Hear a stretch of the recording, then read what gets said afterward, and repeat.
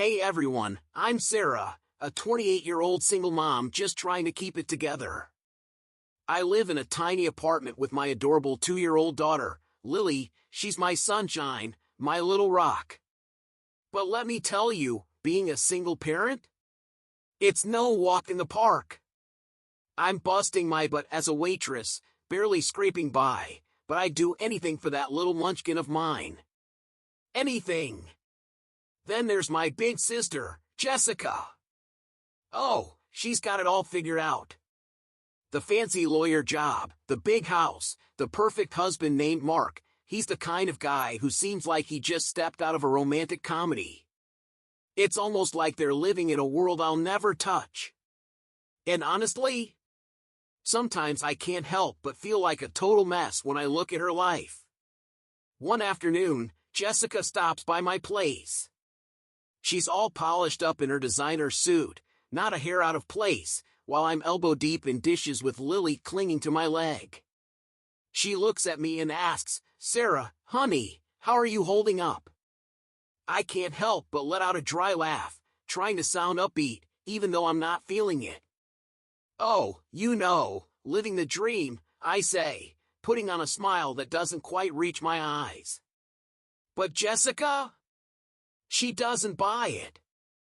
She gives me that look, the one that's a mix of pity and concern. "Why don't I take Lily for the weekend?" she suggests. "You could pick up some extra shifts, maybe have a little time for yourself." I hesitate. I hate asking for help. But God, extra cash would be a blessing right now. "You sure?" "I don't want to impose," I say, already feeling guilty. "Don't be silly," Jessica insists, scooping Lily up like it's nothing. Lily giggles and plants a sloppy kiss on her aunt's cheek. "Mark and I love having her over. It'll be fun." I feel a wave of gratitude wash over me. "Thanks, Jess. You're a lifesaver." I mean, sure, Jessica's life seems perfect. But she's always had my back, through thick and thin. As she packs up Lily's things, Jessica turns to me. "Hey, can I borrow your phone charger? Mine's been acting up." "Yeah, no problem," I call out, my hands full as I wrestle Lily into her jacket. It's such a small thing, but I find myself feeling a little off. She didn't wait for me to get it. But then again, she's my sister. Why would I question her? Later, after they leave, I collapse on the couch, enjoying the rare silence. I should be cleaning or prepping meals, but instead, I find myself scrolling through Jessica's social media. Vacation pics, work achievements, those lovey-dovey posts with Mark. It's like a highlight reel of a life I can only dream of. I sigh, trying to ignore the jealousy bubbling inside me. Get it together, Sarah. Jessica's worked hard for what she has. She's always been there for me and Lily. That's when I get a text from her, "Lily's having a blast. Don't work too hard this weekend, sis. Love you." I smile, feeling a strange mix of emotions. Grateful for the help, missing my baby girl, and yeah, still a little envious. But mostly, I'm just glad to have Jessica in my corner. A week flies by. I finally get around to cleaning the disaster zone that is my apartment. Lily's toys are scattered everywhere, and the laundry pile could probably clothe an entire army.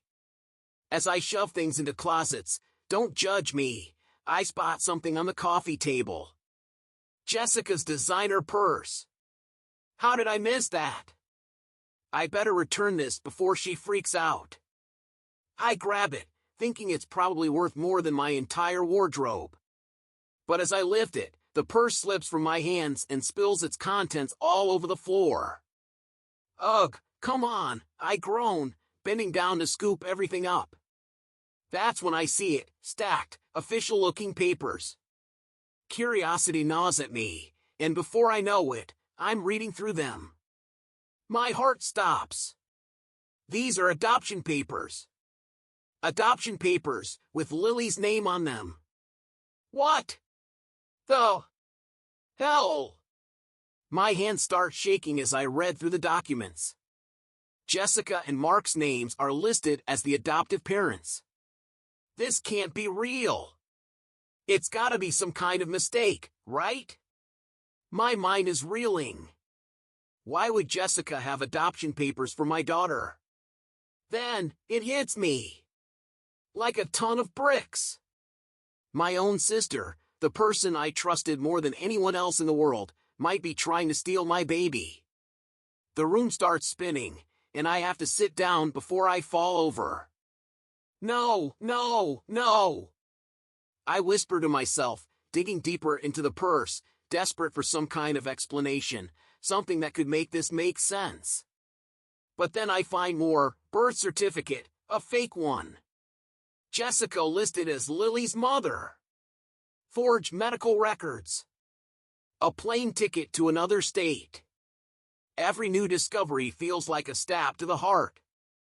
I can't breathe. I can't think. How could Jessica do this to me? To Lily? We're family. And just as I'm spiraling, my phone buzzes.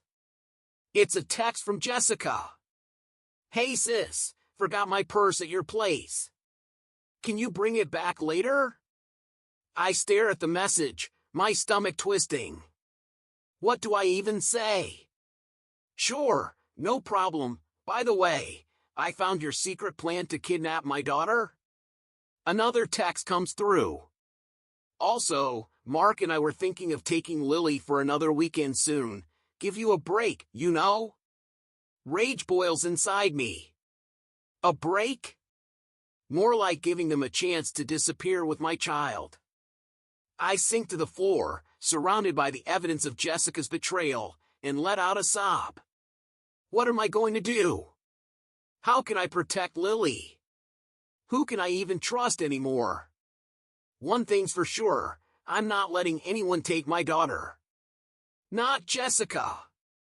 Not anyone. I may be a struggling single mom, but Lily is my whole world, and I'll do whatever it takes to keep her safe. I take a deep breath, trying to pull myself together. I need a plan. I need help. But most of all, I need to keep Lily close, act normal, and figure out my next move. With shaking hands, I gather all the documents and shove them back into Jessica's purse. I'll pretend I never saw any of it. At least for now. But things will never be the same. Later, I'm sitting on Maya's couch, spilling my guts about everything I found. Maya's been my ride or die since high school. Right now, she's the only person I trust. Girl, this is some messed up stuff, Maya says, shaking her head. We gotta dig deeper. Something ain't right here. We start piecing things together. And let me tell you, the puzzle we uncover? It's ugly. Maya pulls out her laptop, scrolling through Jessica's social media. Hold up, she says, pointing at the screen. Didn't you say Jessica couldn't have kids? I lean in, jaw-dropping. There's Jessica, sporting what looks like a baby bump in her recent posts. What the hell? I'm in shock. She told everyone she was pregnant? We scroll through more posts, doctor's appointments, nursery preparations. It's all fake. Every last bit of it. But Jessica! What the hell is going on? Sold it perfectly, I whisper, my voice barely a breath. A wave of nausea crashes over me. She's been planning this for months. Maya's hand grips mine tightly, her gaze steady. We need to get into her email, she says, her voice sharp. Do you still know the password? I nod, feeling like a traitor for even considering it, but knowing it's the only way. With trembling fingers, we log in. And what we find next makes my blood run cold. There they are, emails to a shady lawyer about fast-tracking an adoption across state lines. The responses are vague, but it's all too clear. They're up to no good. Oh my God, I whisper, scrolling through message after message. Maya's eyes widen as she reads over my shoulder. Look at this one, she says, her voice barely audible. From Mark. The email lays it all out, taking Lily, disappearing, using my supposed substance abuse as justification. They think I'm an unfit mother, I gasp. That Lily would be better off without me. What? Maya asks, her brows furrowed in confusion. Substance abuse? You barely drink, let alone do drugs. I shake my head, still reeling, trying to process the chaos unfolding. I don't know, I whisper. I don't understand. The truth is uglier than I ever imagined. Jessica has been isolating me from friends and family for months, feeding me lies, keeping me away from everyone. Remember when she told you Amy was talking trash about you? Maya asks. Bet that was all a lie too. I nod, feeling a sickening knot in my stomach. I fell for it. I really thought she was helping me. All that financial help, it was part of the plan. She made me dependent on her. But the worst part is still to come. We find a series of messages between Jessica and some guy about acquiring small doses of drugs. At first, I'm confused. Then it hits me, like a punch to the gut. Oh my God, I gasp. She's been drugging me. Maya stares at the screen, horror written across her face. That's how she's been making you look like an addict. She's setting you up, so she can take Lily. The room starts to spin. I can barely breathe. How could Jessica, my own sister, do this to me? To Lily? We're family. My phone buzzes, and I nearly jump out of my skin. It's a text from Jessica. Hey sis, forgot my purse at your place. Can you bring it back later? I stare at the screen, my stomach twisting. What do I even say? I whisper, choking on my own thoughts. Sure, no problem. By the way, I found your secret plan to kidnap my daughter. The words are bitter in my mouth. Another text comes through. Also, Mark and I were thinking of taking Lily for another weekend soon. Give you a break, you know? A break? My blood boils. More like giving them the perfect opportunity to disappear with my child. I sink to the floor, overwhelmed by the weight of it all. My mind races. What am I going to do? How can I protect Lily? Who can I even trust anymore? But then, Maya's voice cuts through the storm of my thoughts. Listen to me, she says, grabbing my shoulders and forcing me to look at her. You're not alone. We've got the evidence. We're going to fight this, and we're going to win. I take a shaky breath, the knot in my chest loosening just a little. She's right. I can't fall apart. Lily needs me to be strong. Okay, I say, wiping my eyes, surprised at the tears I didn't even realize I'd shed. What's our next move? Maya grins, a determined spark in her eyes. Now, we set a trap. We're going to catch these snakes red-handed. As we plan, a sliver of hope cuts through the panic. Jessica might think she's got it all figured out, but she has no idea who she's messing with. I'm a mom, and I will do anything to protect my daughter. Watch out, sis! You picked the wrong mama bear to mess with. Days later, I'm pacing my apartment, torn between confronting Jessica right then and playing it smart. Maya has been a godsend, helping me gather evidence and even hooking me up with her cousin, a lawyer. We need to catch Jessica in the act. Maya sets up hidden cameras in my apartment. Your word against hers won't be enough, she says. I nod, my stomach in knots. The day Jessica calls offering to babysit again, I force myself to sound normal. That'd be great, thanks, sis. When she arrives, I kiss Lily goodbye, praying it will be the last time I have to leave her with that snake. Hours later, Maya and I huddle over her laptop, watching the footage. My blood boils as we see Jessica rifling through my things, making a call in hushed tones. It's all set for next week, she says into the phone. Sarah doesn't suspect a thing. I clench my fists, fighting the urge to confront her. But I know we need more. The next day, I invite Jessica over for coffee. My phone is secretly recording in my pocket. We chat casually until I drop the bomb.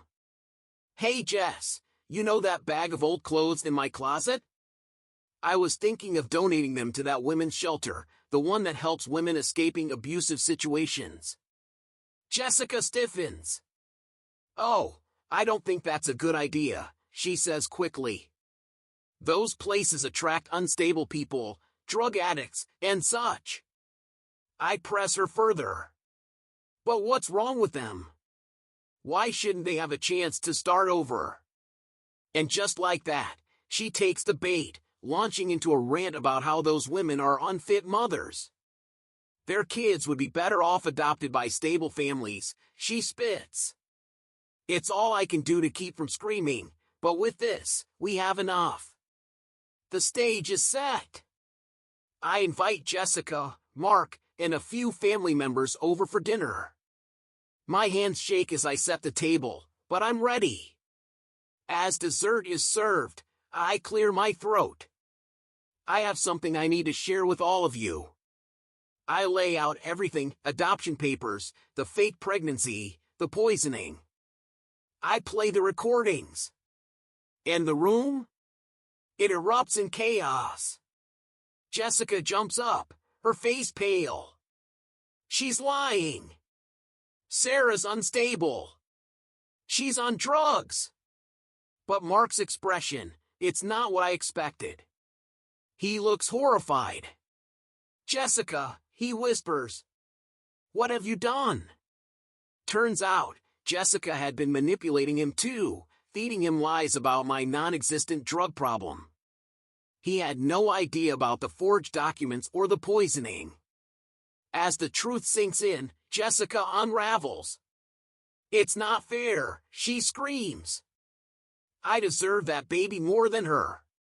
Unsuccessful, unstable. Why should she get to have a child when I can't? We watch in stunned silence as Jessica rants, her jealousy and resentment spilling out. It's like watching a stranger wear my sister's face. The police arrive, and Jessica is hauled away, kicking and screaming. I collapse into Maya's arms, exhausted but relieved. The next few weeks are a blur: police statements, court appearances. I file a restraining order against Jessica, who now faces a laundry list of charges. Slowly, I start to rebuild my life. Family members and old friends reach out, apologizing for believing Jessica's lies. It's hard, but I'm working on forgiving them. Months later, I'm pushing Lily on a swing at the park, finally feeling like we can breathe again. Maya sits nearby, watching us as always. Higher, Mama! Lily squeals, and I laugh, pushing her toward the sky. As I watch my daughter soar, I think about everything we've been through. It's been hell, but we made it. Jessica's toxic influence is gone, and for the first time in a long time, I feel hopeful about our future. I may not have the perfect life or all the answers, but I've got my daughter, true friends, and strength I never knew I had. And you know what? That's more than enough. The story's come to an end, but now I've got a question for you. If you were in my shoes, would you ever be able to forgive Jessica? Or is some betrayal just too deep to come back from? Drop your thoughts in the comments below. I'm really curious to hear what you would do in this situation. If you enjoyed this wild ride, don't forget to hit that like button and subscribe for more intense stories like this one. Your support means the world to me and helps me keep sharing these experiences. Thanks for listening, and I'll catch you in the next video.